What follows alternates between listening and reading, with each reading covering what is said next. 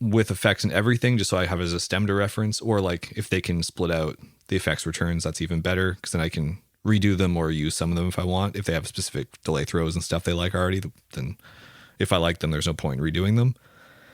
I always get the lead vocal wet, and then also one that's dry but processed, and then a third one that has the tuning but no processing if I want to just reapproach it completely, which is, I'd say, like, for me, 85% of the time I'm just going to redo the vocal sound almost completely. I just always find it's something I'm really like, I definitely have a certain thing that I kind of like.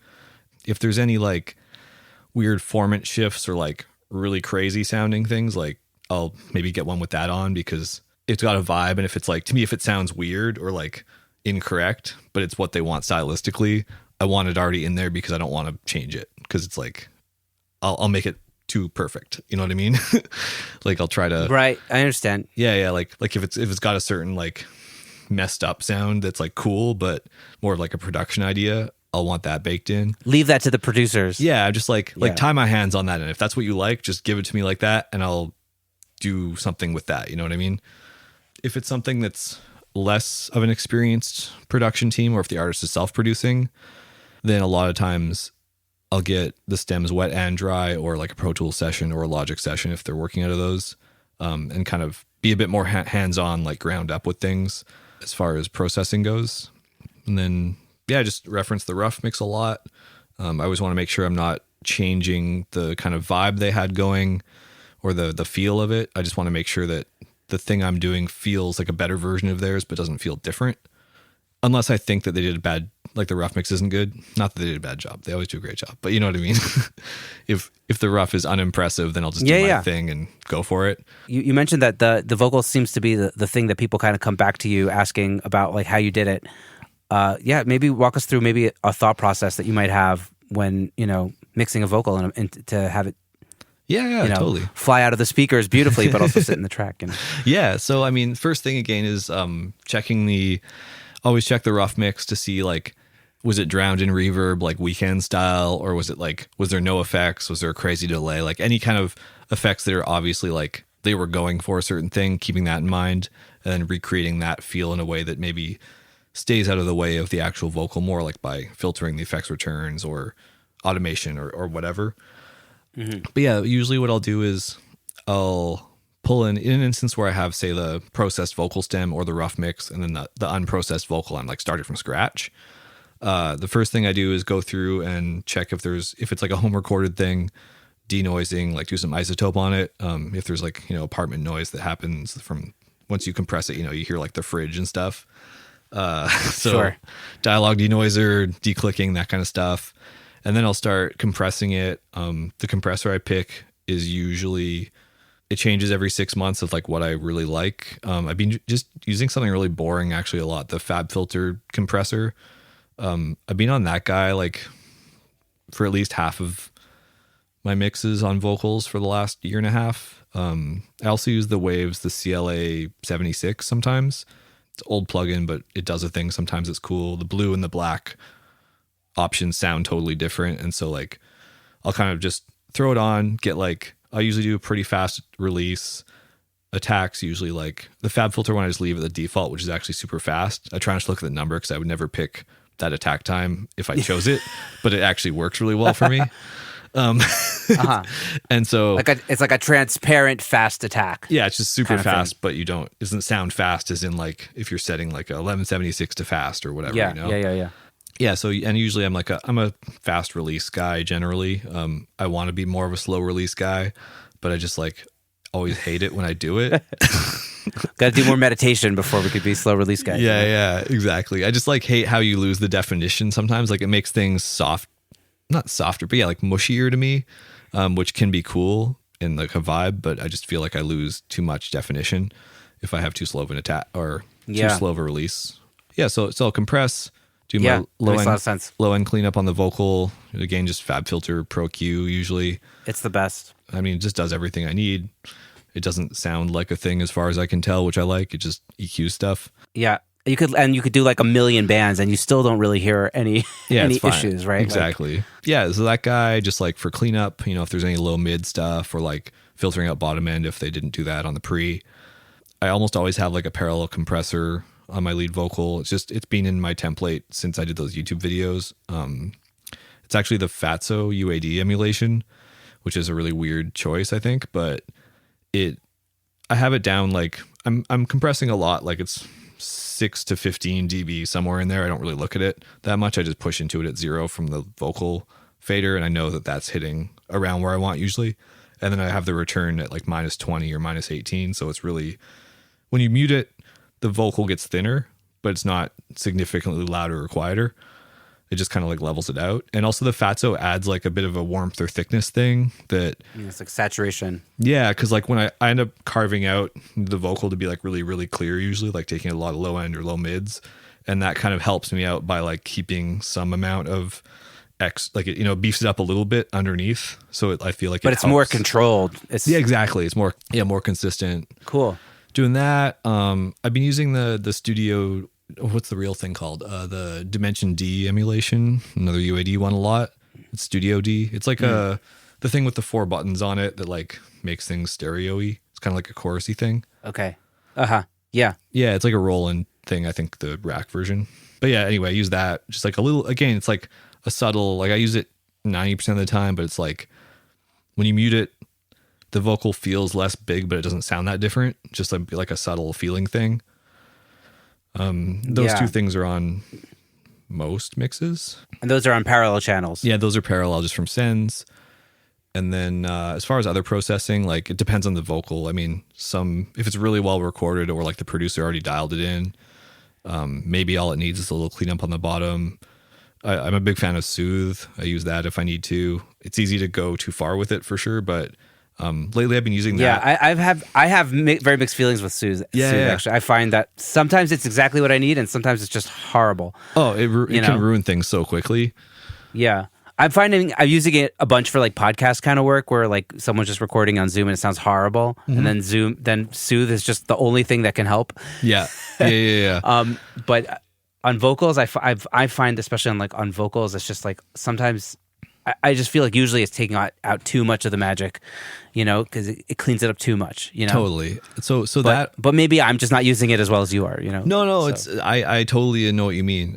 The last year or so, I've started getting into more of a workflow where I'm on Soothe 2, which I think has a couple different options than the original. But basically, I'm taking the little dots, like the high and the low filter, putting them to the steepest roll off they can go, which I think is 24 or 48 per octave.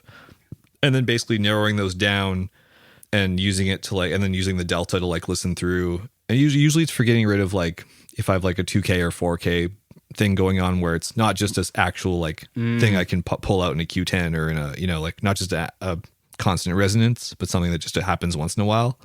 So I'll zero in with it and just do it on a really specific band.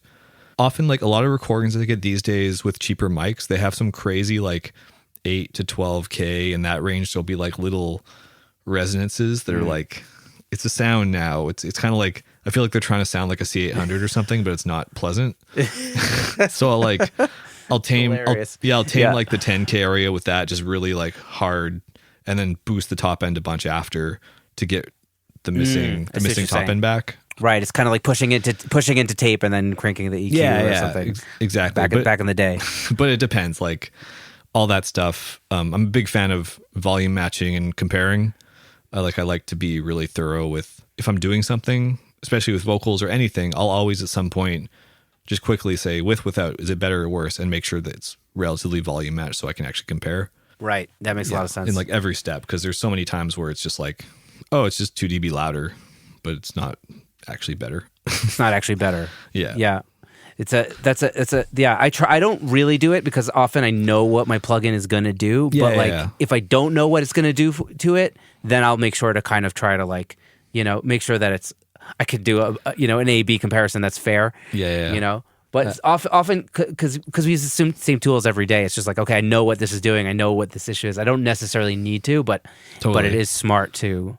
It's a smart practice, to kind of have that mentality of okay. That's actually one thing I think I do differently than a lot of people I know is, as much as I like the idea of being more efficient and doing, a mix takes X hours or whatever, and it's always done at that time, and I know exactly what I want from the start. I don't really work like that. I'm more of I try things until I like it and just experiment. And so like I won't actually like I'll get into a flow where like, you know, I'll use the same one or two compressors on a vocal and the same EQ and start with similar reverb returns, but like there'll be something in the song where I like try something new almost every day, and it leads to me, you could call it wasting time, but I like nerding out on stuff, so it's part of, for me it's like the journey, sort of it's the growth. Yeah, and you learn something, and like it's fun to experiment.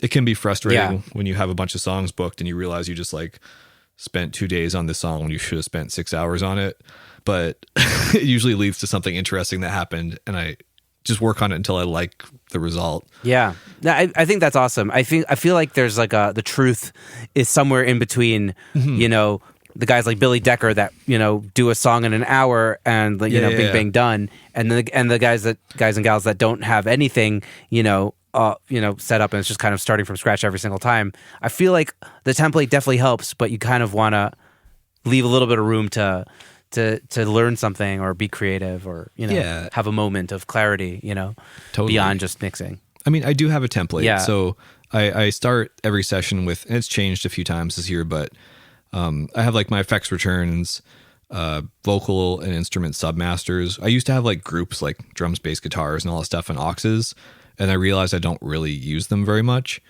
But I still sometimes want to, especially in pop or R&B, sometimes I want to treat the instrumental a little bit differently than the vocal before it hits the main mix bus. So now I have the template where it's like I have everything, an instrumental master, vocal master, auxes, and those feed into like a main mix bus.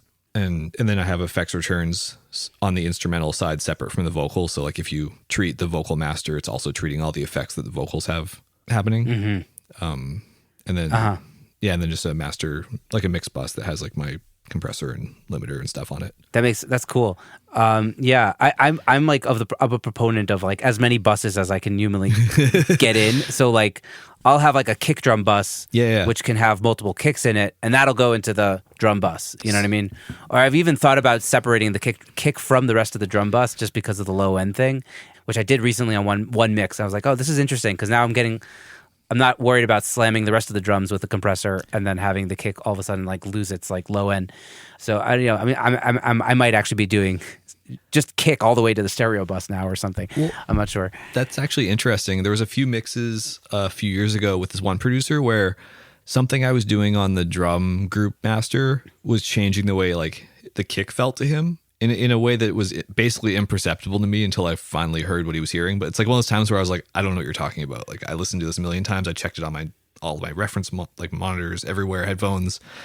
Then I was like, what are you listening on? He told me. So I grabbed those headphones and I was like, oh, it's actually pretty obvious on the M50s you're listening on or whatever.